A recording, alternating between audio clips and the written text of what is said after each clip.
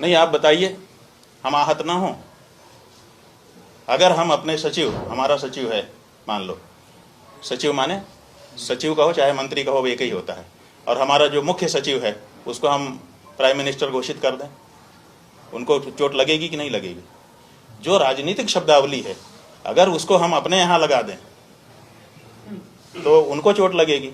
तो जब धार्मिक शब्दावली है उसको वो लगाएंगे तो हमको चोट नहीं लगेगी। तीर्थ का मतलब क्या होता है?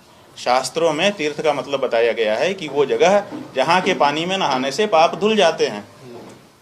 तो बताइए, प्राइम मिनिस्टर आवास में कौन सा वो पानी है जिसमें नहाने से हमारे पाप धुल जाएंगे? एक बात। और दूसरे, क्या हमको वहां पर नहाने के लिए जाने मिलेगा? तीर्थ में तो सबका निर्बाध प्रवेश है, प्रधानमंत्री आवास में कहाँ निर्बाध हमारा प्रवेश है?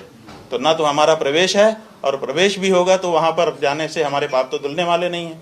और तीसरी बात यह है कि ये पवित्र शब्द है तीर्थ, वहां पर कोई रोक नहीं है। प्रधानमंत्री आवास में या कार्यालय में कोई भी व्यक्ति नौकरी कर सकता है, वो हिंदू भी हो सकता है, वो मुसलमान भी हो सकता है, वो ईसाई भी हो सकता है।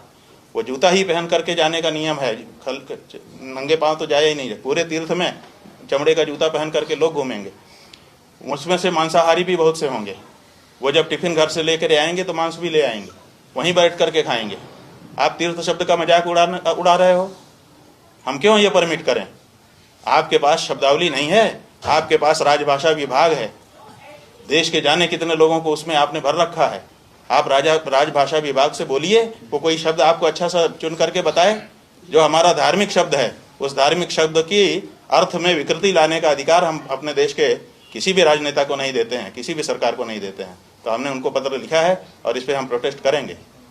ये नहीं हो सकता है कि प्रधानमंत्री कार्यालय जहाँ साम दाम दंड भेद हो रहा है, जहाँ पर षड्यंत्र हो रहे हैं, जहाँ पर तरह तरह की ऐसी योजनाएं बनाई जा रही हैं, जहाँ पर इस तरह से धर्म विरुद्ध व्यवहार है, वहाँ कैसे तीर्थ शब्द का प्रयोग होगा?